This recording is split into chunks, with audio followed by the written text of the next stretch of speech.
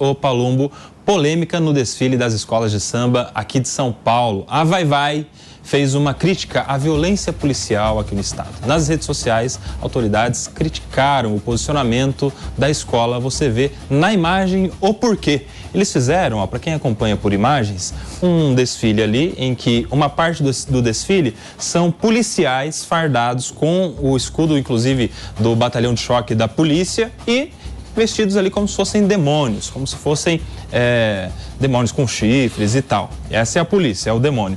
E por outro lado, tem ali na frente, eu não sei exatamente o nome que se dá isso, a Ana pode me ajudar, mas é uma ala mais prestigiada em que eles estão vestidos de prisioneiros, de presos, né? Aquela cena clássica do listradinho preto e branco que a gente vê nos filmes.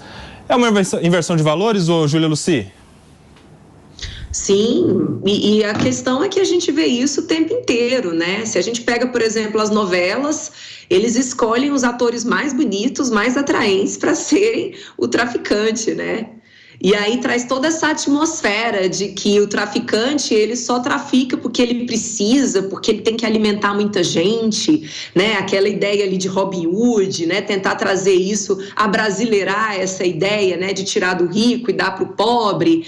Então, em todos os aparelhos culturais, a gente observa essa tentativa de colocar o policial, que é aquele que garante a lei e a ordem, né? Materializa a lei e a ordem do nosso dia a dia, colocar essa pessoa como sendo uma pessoa que não entende a condição inerente, inata e irreversível de delinquência de algumas pessoas, né? Porque tem essa ideia implícita também de que a pessoa está cometendo aquele crime porque ela precisa. Ela não tem alternativa. É como se ser honesto fosse algo impossível, né? E sempre tentando fazer uma outra questão cultural que a gente observa, né? Tentar associar também a pobreza como uma condição que justifica a prática de delitos também e de crimes bárbaros muitas vezes. Então, essa cultura de apaziguar, né, de amenizar, aliás, o errado no Brasil, a gente vê de uma forma assim escancarada. A gente vê também nas universidades, a gente vê na formação, em alguns cursos de formação de autoridades também. Não é à toa, por exemplo, que no Brasil a gente já tem pesquisa que mostra, o magistrado ele tem uma tendência de sempre decretar uma pena ali no mínimo, né? Considerando que a lei coloca pena máxima, pena mínima, é uma tendência de colocar no mínimo. Então, é como se houvesse uma certa dificuldade, né, de sentenciar aquele delinquente, aquele criminoso, já condenado no caso,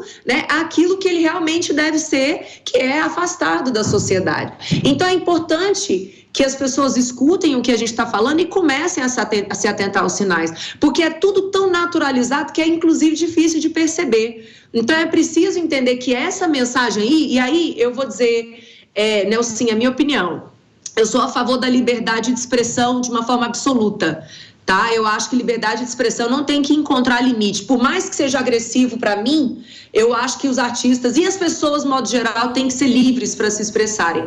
Mas essa mensagem aí, ela não é à toa, ela tem um fundamento, ela é repetida e ela traz consequências também.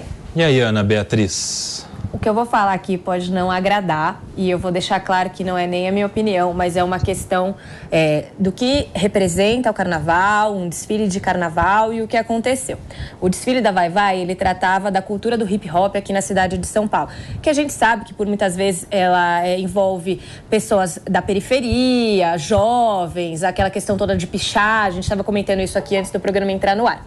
Então, essa representação, na verdade, é uma representação do que essas pessoas enxergam na polícia e com relação às pessoas que são presas. E aí eu não acho que eles queriam retratar criminosos homicidas. O que eles estão retratando é que a pessoa, muitas vezes, que picha, vai presa, é perseguida criminalmente. Enfim, eu não vou entrar nessa discussão. Eu só estou fazendo uma observação porque eu acho que não é a Vai Vai que acha que a polícia... Não, ela está fazendo uma narrativa e uma representação da cultura do hip hop, porque esse foi o desfile deles. Dito isso, eu não tenho como não concordar com a Júlia. porque a gente vive um momento na sociedade em que os policiais, eles são, assim, menosprezados por todas as esferas, né? A população que acha que o policial é corrupto, o governo que não paga o policial suficientemente bem. A gente sabe que tem uma questão seríssima de saúde mental dos policiais, aí o Palumbo pode falar muito melhor do que eu sobre esse tema, e acho que fica um alerta que a gente precisa mudar um pouco essa história. A Júlia colocou muito bem, quando ela estava falando das forças paralelas do Estado, né? Porque o Estado ele não provê aquilo que é necessário para a população, que ela procura outras lideranças. A gente precisa ter a polícia como uma grande liderança da nossa sociedade. E a polícia ela tem que estar treinada, ela tem que estar orientada e ela tem que estar remunerada adequadamente para poder prestar um bom serviço. E aí, Palumbo, você que é policial, tá vendo essa imagem aqui? A doutora falou do hip hop, mas o hip hop não representa a sociedade brasileira. O que eles passam uma imagem aí da polícia como demônio. Muito pelo contrário. Os policiais do choque são verdadeiros anjos de farda. Eu me lembro de uma ocasião ali no Pacaembu, o Piperno talvez vai se lembrar, que a torcida do Corinthians queria invadir, já estava quebrando o alambrado. Se não fosse, eu acho que no máximo 8 policiais do choque segurar milhares de torcedores, ali ia acontecer uma tragédia terrível. E eu já vi eles separando brigas. Então, colocar a polícia como um demônio é uma falta de respeito tremenda. Eu quero ver colocar o PCC como demônio. Quero ver se vocês vão ter coragem de fazer isso. Não tem. Não tem. Sempre atacam a polícia o tempo todo. Mas quando estão lá individualmente, estão sozinhos com a sua família e sofrem algum tipo de ameaça, são os primeiros a ligar 190. Vocês são covardes fazer isso com a polícia. Isso não é arte, isso é uma afronta ao Estado e uma instituição séria que defende e salva vidas todos os dias. E aí, Piperno, a liberdade poética da arte do carnaval? Eu sou contra qualquer tipo de limitação à liberdade poética da arte do carnaval. Ponto. Como, aliás, eu citei como exemplo agora a história do que foi considerado uma afronta religiosa que a Beija-Flor fez lá atrás. E não é só porque é carnaval, não. Eu sou contra qualquer tipo de imposição de limites para isso. Porque também é muito fácil chegar, puxa, eu sou a favor de liberdade de expressão ilimitada e de repente alguém faz algo que vai contra as nossas convicções e tal. Mas isso aí não pode. Mas quanto crime ninguém faz carnaval. Não. Aí que tá o negócio. Eu vou chegar até aí. O crime é uma aberração no Brasil. Mas ninguém faz, né? Ninguém faz porque sabe que não tem audiência de custódia, né? Aliás, mandar um abraço pro Negléus, oficial do choque lá. No caso, por exemplo, você citou, você deu um caso muito concreto envolvendo uma torcida organizada, um jogo de futebol. Eu, aqui no Brasil, costumo dizer o seguinte, eu já vi ex-presidente, governador, senador, banqueiro, empreiteiro ser preso. Coisa que, aliás, eu nunca imaginava que fosse ver na vida, mas vi. Até porque no Brasil, embora eu sei que a direita faça um outro tipo de crítica, mas no Brasil todos nós crescemos ouvindo a tal da história de que rico não vai para a cadeia. A gente cresceu ouvindo isso. Todos nós, em algum momento... Vai para a cadeia, mas sai mais rápido. Pois é. Então, hoje o problema mudou um pouquinho. Então, hoje, de vez em quando, vai e sai rápido. Eu acho até que já é alguma evolução. No caso de torcedor de futebol, essa é uma categoria que não foi atingida ainda. Você consegue prender o presidente da República, o Valdemar, né, presidente de um partido importante, mas me fala uma coisa, qual é o líder de torcida organizada que, veja, a gente já viu, por exemplo, torcida organizada matar, brigas de rua, assim, aterrorizantes de ferir um monte de gente, de levar pânico em estação de metrô, em avenidas, ônibus e tal, e não tem um líder de torcida organizada condenado.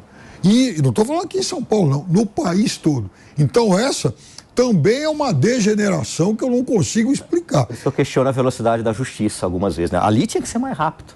Né? A justiça tem que ser rápida em todos os aspectos. Né? Mas quando a gente vê, por exemplo, o Ministério Público agindo em 24 horas, está errada a fala daquele cantor, está errado. Não estou concordando com a fala. Né? Mas aí você vê uma velocidade tremenda, porque saiu na mídia. Aí outros casos como esse, que pessoas são mortas por causa de torcida organizada, de torcidas que vão lá para brigar e você vê essa demora, alguma coisa está muito errada. Posso fazer uma observação? Claro. Como sempre, o Estado brasileiro ele acaba querendo tapar o sol com a peneira, porque essa questão das torcidas, ela fica muito clara. Aqui em São Paulo a gente tem torcida única no estádio, né? Ainda bem, eu sou favorável. Então, mas é porque eles não conseguem controlar as torcidas o suficiente para que os torcedores possam ir em segurança assistir um clássico do seu time. Só que não é isso que resolve, porque eles brigam na porta do estádio. Mas ajuda bastante. Ajuda, mas é isso que eu tô falando. A gente precisa entender, encontrar mecanismos que façam com que o problema ele seja resolvido na raiz. Mas isso é tapar sol com a peneira. Não faz lei, né? Então ela eu concordo. Não, o problema é muito complexo, não é a polícia. Você tirar, eu já vi, por exemplo, uma torcida na frente do Palmeiras, uma torcida organizada, acho que jogando um rojão de 12 tiros em cima da outra torcida. E lá tinha uma criança com uma mulher. Sabe quem foi tirar a criança de lá? O choque. E aí a gente vê essa agremiação aí demonizando o choque. Eu não vou concordar com isso. Não vou concordar. A 23ª DP, que era mais perto lá do Palmeiras, todo fim de jogo tinha uns 50, 100 caras lá, detidos. Aí vê lá, no meio da madrugada, já tá todo mundo na rua. E você ia conversar com o delegado, não tem o que fazer. Não tem denúncia, mas olha que loucura que a gente tenha que discutir isso, que deveria ser algo saudável, né? Que deveria... jogo de futebol, deveria ser algo para trazer lazer para as pessoas e vira um problema de segurança pública. É muito grave. No caso do hip hop aí, da crítica que eles fizeram, aí também é uma crítica disseminada, constante, por exemplo, em regiões de periferia, onde, de fato, eles convivem com o crime ali pertinho, o criminoso cresce com eles, a milícia está lá, a organização criminosa está lá, e eles acusam o aparato de segurança de excessos contra a população mais pobre. Ô Ju, se for isso, por que o hip hop ou as pessoas ligadas à periferia enxergam a polícia dessa maneira? Olha, o hip hop, vou falar aqui do caso do Distrito Federal, tá? Ele é muito forte em algumas cidades aqui que não ficam no plano piloto, né? Brasília, o DF é um ente sui generis, né? Não é nem estado nem município, mas nós somos mais de 3 milhões de habitantes se a gente pegar o DF como um todo e parte aqui do entorno também.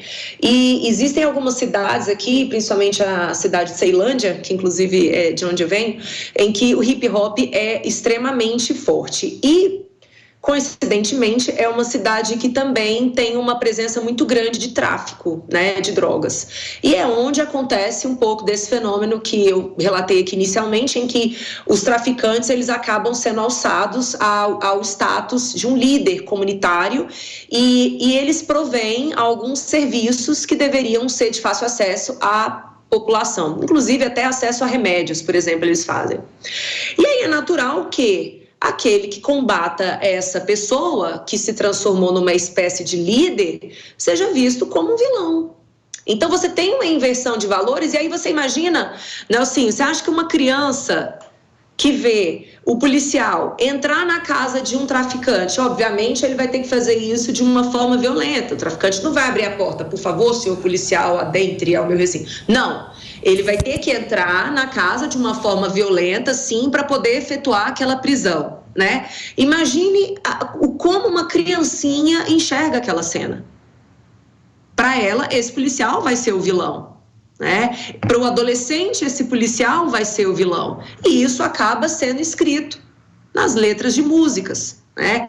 Então, é um desarranjo ali social que é colocado nas letras e aquilo é repetido e é cantado o tempo inteiro. Né? Então, o crime é naturalizado, o desrespeito à autoridade policial é não apenas naturalizado, mas estimulado também. Existe uma atmosfera de poder e de contestação daquele mal, que nesse caso é o policial. Essa esfera ela é colocada ali para o mundo artístico também, na música, no grafite, no próprio comportamento, na vestimenta desses meninos. Por quê? Não existe a oferta de uma outra proposta de pensamento. E é nisso que entra tanto, né, o que eu falo aqui de creche universalizada, de ensino integral, para que a gente tenha a oportunidade de oferecer uma outra proposta de vida para esses meninos e adolescentes que vivem em comunidades extremamente violentas. Se dentro da escola, por exemplo, o menino tem acesso a uma música clássica, tem acesso a pintores clássicos, tudo isso pode ser passaporte para ele começar a ver o mundo de uma outra maneira. E não achar que o normal é a violência, é o uso de droga, é o cara chegar na casa bêbado e bater na mulher. Entende? É necessário que o Estado, de fato, ofereça uma outra alternativa de enxergar a vida. E a gente consegue fazendo isso por meio de educação. E é nisso que o Estado deveria estar focado. A gente deveria estar com os holofotes, nesse momento, nas nossas crianças. Particularmente, não é colocando tanta atenção em torno de tentar construir uma narrativa de algo que não aconteceu, como no caso do golpe. Eu quero chamar a atenção das pessoas para isso. Porque estamos há 2 anos numa pauta de algo que não aconteceu. Isso mostra a dissonância cognitiva no país. Por que a gente não pega o que é real? Problemas reais, problemas concretos, e vamos nos debruçar em torno disso com lucidez e deixar essa disputa ideológica burra que está acontecendo no Brasil, porque não é inteligente, porque não se baseia em argumentos, se baseia em paixão. Não. Eu só vou Pediu, Peperno, vai. Pegando do fim, não acho que tenha sido golpe, mas foi uma tentativa golpista.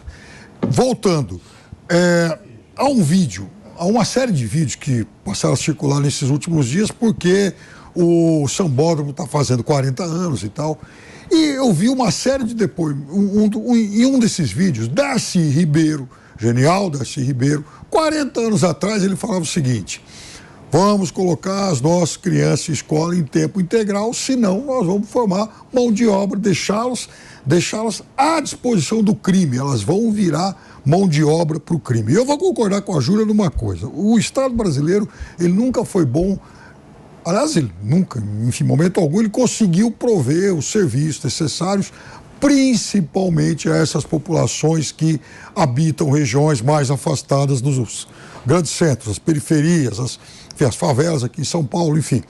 E aí acontece o seguinte: aqui na região da Paulista, por exemplo, a gente vive uma sensação de insegurança. Cada um de nós que passar a circular por aí vai tomar precauções aí com o celular, com uma série de cartão, carteira, enfim. Mas, se a nossa percepção é de insegurança, o garotinho, esse que a Júlia citou, que está lá na periferia, o pai, a mãe dele e tal, eles compartilham sim de uma percepção de violência constante. Quer dizer, ele não sabe se ele... O Paulo vai poder explicar isso melhor. Ele não sabe se ele pode ir na padaria e se vai voltar vivo. Porque lá o ambiente é muito pior do que aqui. Aqui a gente tem esse cuidado com alguns bens materiais que todo mundo tem o direito de ter segurança. Mas lá, o cidadão, ele não sabe se ele vai conseguir voltar para casa. É muito mais sério, é muito mais grave. E aí estimula esse tipo de, digamos, exagero, né?